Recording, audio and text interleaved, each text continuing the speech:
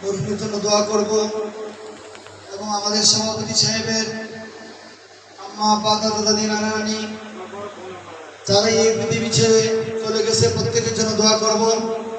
আল্লাহ তাআলা যেন তাদের কবরটাকে জান্নাতের টুকরা বানিয়ে দেন। এবং আমাদের এখানে উপস্থিত হয়েছেন ওনার বড় বোন জামাই, উনি আমাদের এই প্রতিষ্ঠানের প্রতি সবসময় খেয়াল রাখেন।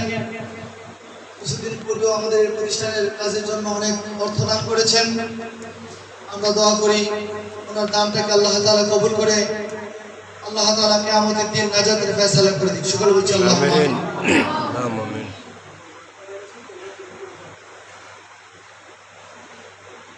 তার স্ত্রীও মারা গিয়েছেন।